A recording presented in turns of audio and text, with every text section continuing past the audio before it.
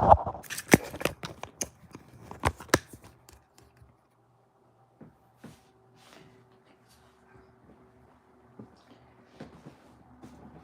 right. Let's see what's going on today with everybody.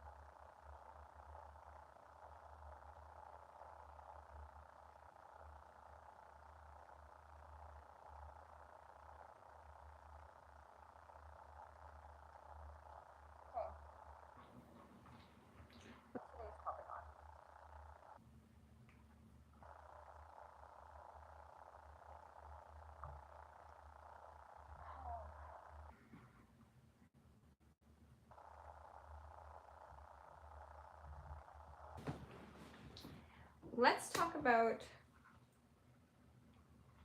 consideration and compassion.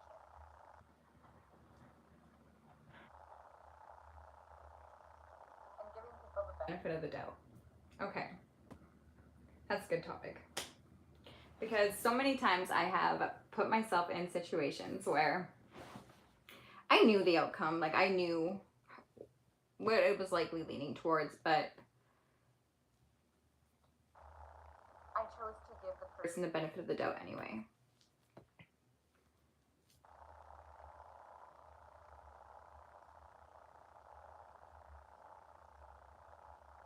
Okay, I have a chart. I'm gonna go grab this chart really quick and I'm gonna teach you how to navigate this, okay?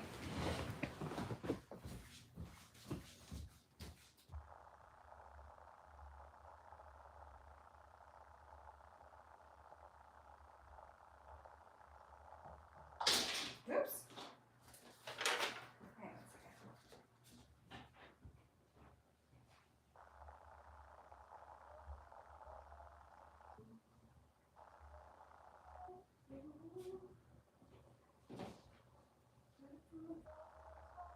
one second. That was a little bit off key. Hello. Oh, thank you for subscribing. Okay. Let's talk about it. Oh, this is a wrong book. Okay, give me a second. I need to go grab my other book.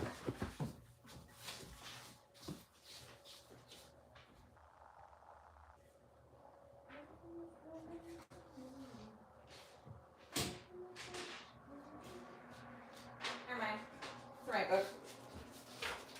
Okay. We're back. Hello, everybody. We're talking boundaries. Okay. So how do we navigate boundaries? So this is navigating feelings. You're going to have boundaries, when and where it's appropriate to oppose and challenge, when and where, how to relate and evaluate, understanding, and then there's also challenging one's own understanding of a concept. Okay. So when you're implementing boundaries, you're going to have the unaware perspective, right? Okay, so when you give someone perspective of how something makes you feel, once it's brought to their awareness, you're going to have three different things that are going to happen. They're either going to dismiss, they're going to evaluate the understanding, or they're going to avoid it altogether. Don't mind my hands, I was cutting beads, so they're a little red.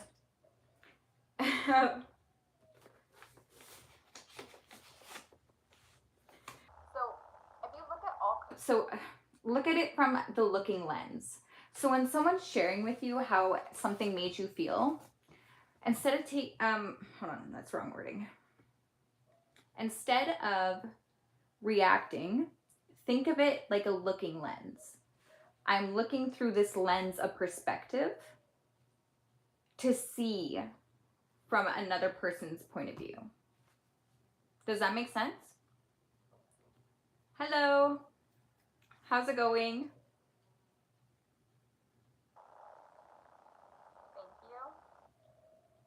Thank you.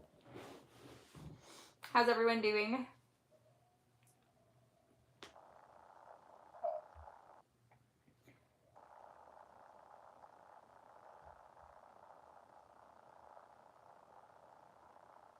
So also, the approach that you take is you want to stay unbiased.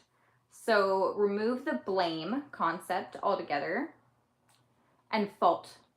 There's no fault, there's just cause and effect. Look through all lenses from that perspective.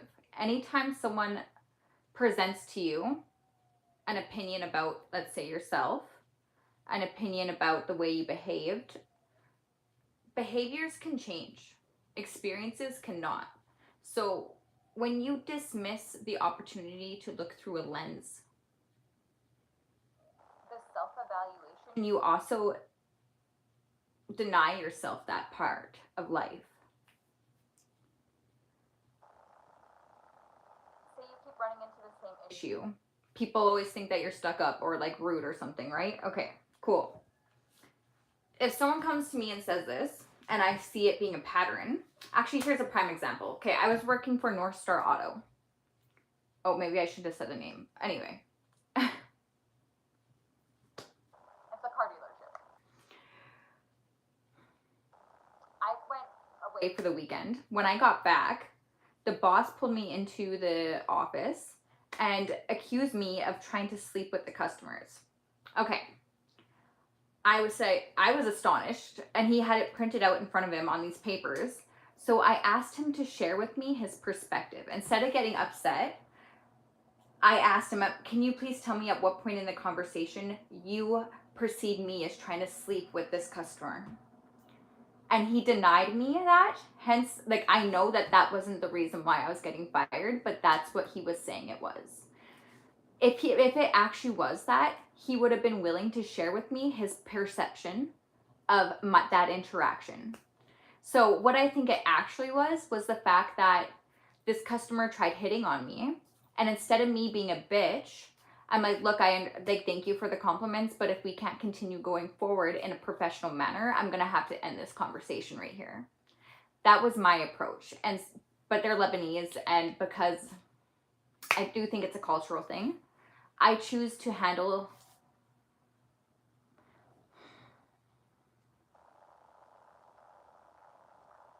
If someone hits on me, I'm not going to be a bitch about it. Like, thank you. You know how much courage it takes for somebody to come and hit on me? I'm kind of intimidating. I have RBF, like, no business. Like, no tomorrow, okay? That being said, I'm not here to destroy someone's confidence or have a outrageous reaction saying something. Instead, I can just redirect that energy back to where it needs to be in a composed manner. Hello.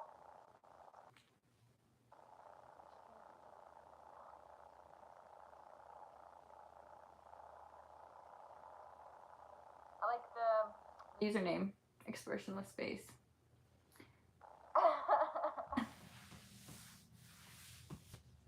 That's pretty funny. You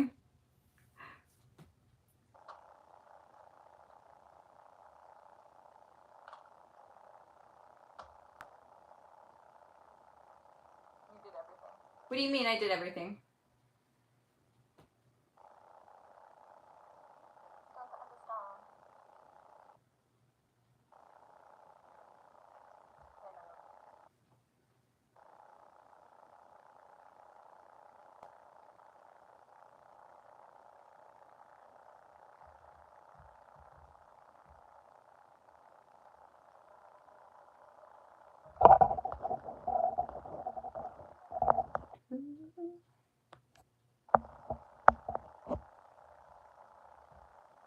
Hi, how's it going?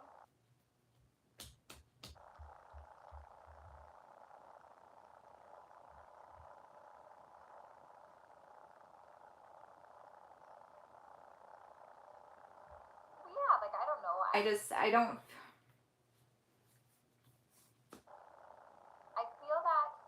Okay, so I come from a background. Well, 100%, right? But I mean, I think they were expecting me to freak out and be like, make it a big scene, like I've been disrespected or something, but I haven't been disrespected. And the thing about respect, okay, look at it from this perspective. So I come from like I'm straight hood, okay? I come from the street. That's my roots. So we used to have a saying that without a sense of fear, there's no sense of respect. Okay.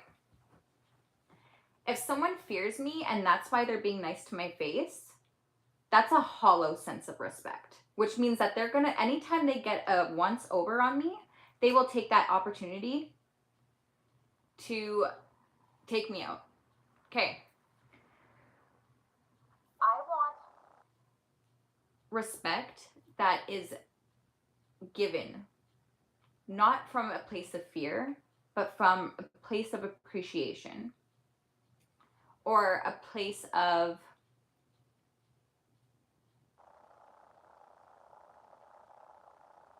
not even appreciation, I would say wholehearted. When I give someone respect, it's because they earned it. It's not because of what they wear. It's not because of what they have. It's not because of what they can give me. It's about who they are as a person and their character. Yeah, like when I say hood, like I'm hood, like I straight street. I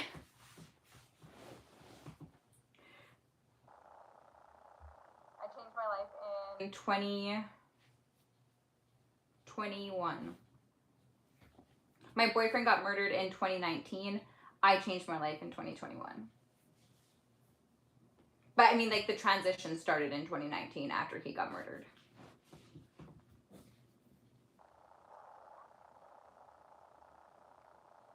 Ah, this chick, man. That's okay.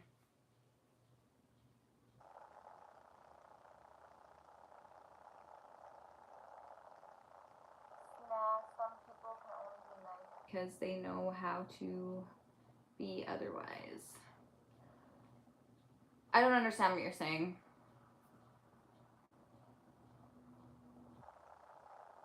I'm from Canada. Alberta.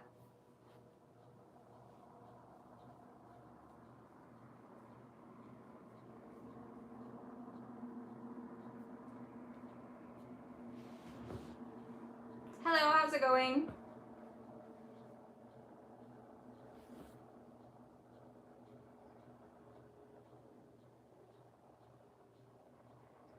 Nah, some people can only be nice because they don't know how to be otherwise. Okay, so actually people who don't know how to be otherwise, that's people pleasing, okay? So that is a self-worth wound that needs to be healed, because when you love yourself, you start to honor your own boundaries and your needs.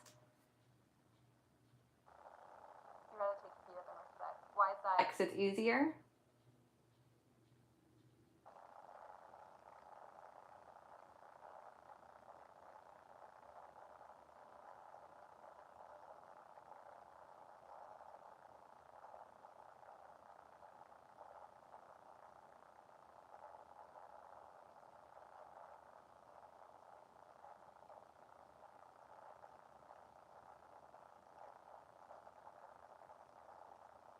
I highly disagree.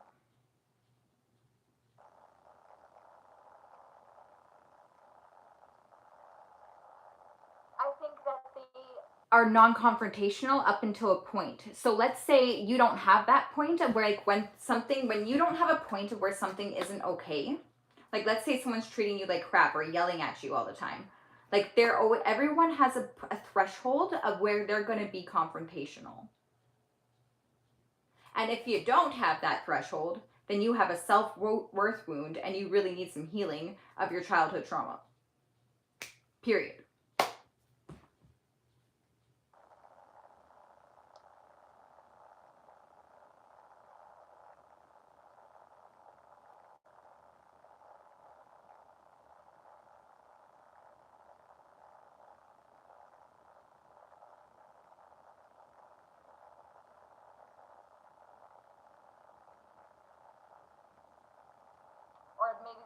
life skills of how to stand up for themselves. I could see that.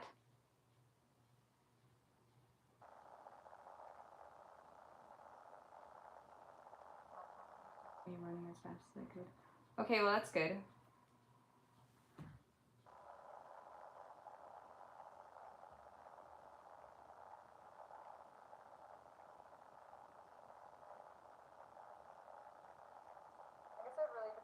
Conditioning in their upbringing, so like maybe they just lack the emotional regulation to be able to stand up for themselves. I don't know. I've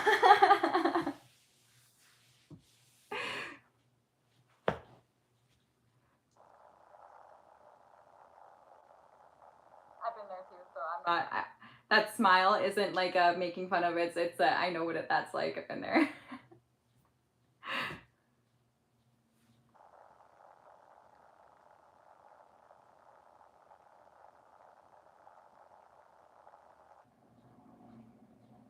Because yeah, that really does suck.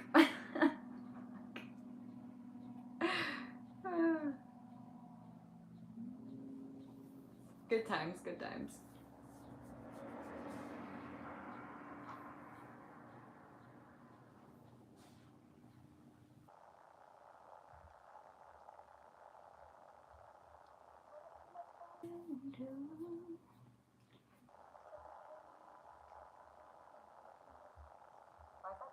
My head, oh my god. Yeah.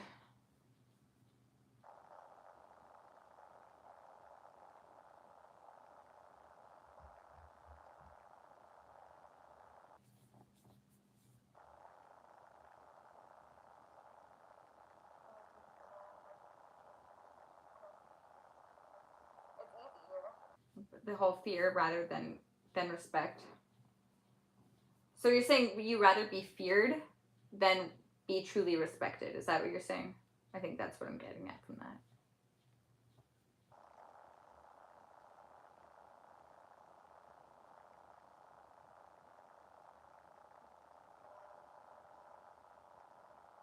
You see, the thing about that is you don't know what it's like to have people you think have your back but don't. Because you're not only betraying yourself because you chose not to see the signs and you are left to face yourself in the most brutalist way, but you also have been done wrong by people that your own arrogance and ignorance leads you to believe otherwise.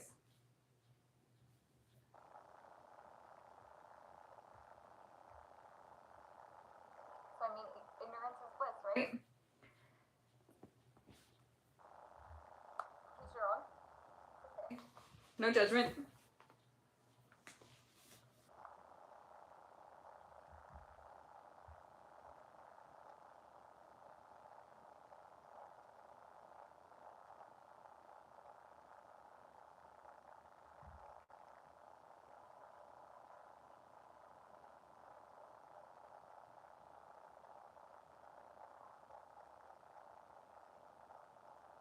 Because you're not comfortable with yourself, that's why.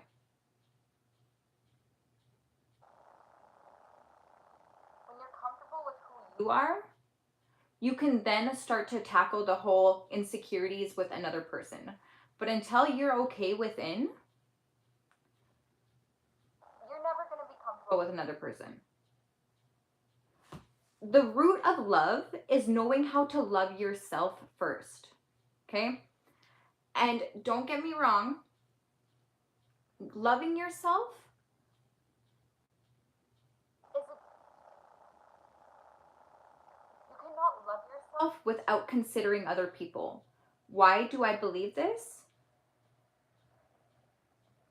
Because to know how you feel, you have to understand how other people feel. If you have a blockage that stops you from being able to perceive, look through the lens of how other people are perceiving you, then there's no way you're going to be able to align your actions and your intentions. So your intention is internal, your action is external. You want that to be congruent with the way people perceive you. And it's going to be different for each individual, hence why you have to remain flexible.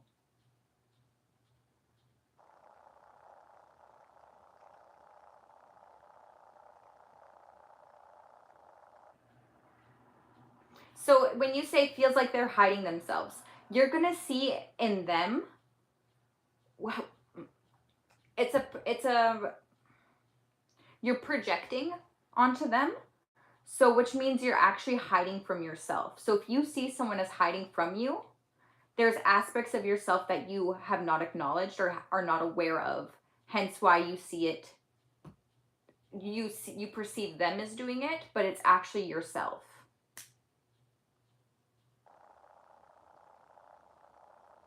And Lillian, I only say that because I know you.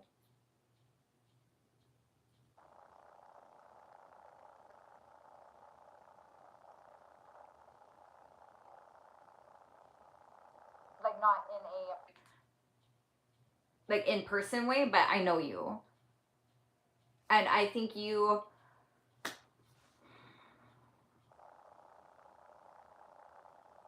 justify your actions with a lot of false narratives. So like I'm being this way because of this, but the reason behind it, that's not 100% truth, because you haven't taken the time to talk to like the other party or whatever scenario, like whatever is involved in that scenario that you're justifying it with. You're just assuming that you know what's happening or you know what they're thinking and you know their intentions, and that's how you justify these false narratives, because it's not rooted in truth. Rooted in truth means going directly and asking and then being able to receive the answer in its wholeness.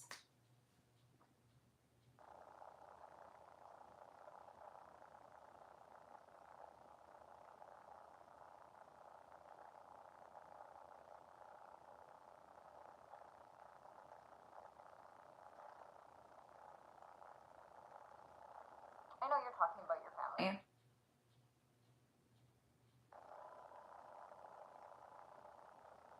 I think I've answered all your questions.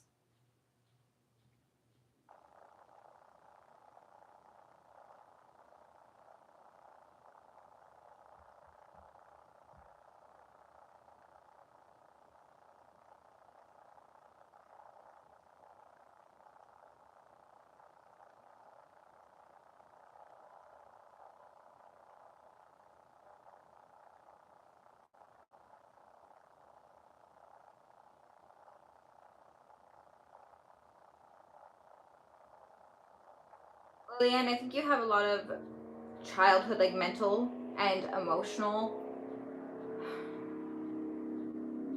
abandonment that you need to work through, because you never got to figure out who you were because your parents were directing you on who you should be. And for their care and their love, you abandon your authentic self. Therefore, as you get older, you also need to remind yourself that the older you get, the safer you are to remember to explore your authentic self. You become more independent. You don't have as many, like, you're not as dependent on your parents, right? So safety grows as you grow older. You have to be courageous enough to figure out who you are, even if that means being awkward. People aren't, and it's only awkward if you make it awkward, just saying, because I can do the weirdest freaking, people would say it's weird, but I'm perfectly fine. Like, they're doing them over there. They think it's weird over there. Like, I'm okay. So just remember that too.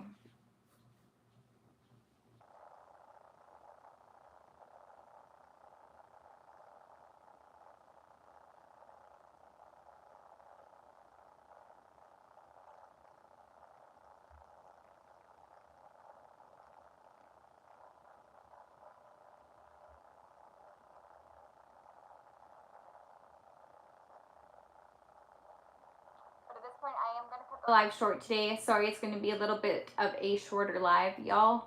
I love you all. Mwah, mwah, mwah, mwah, mwah, and blessings and peace and love.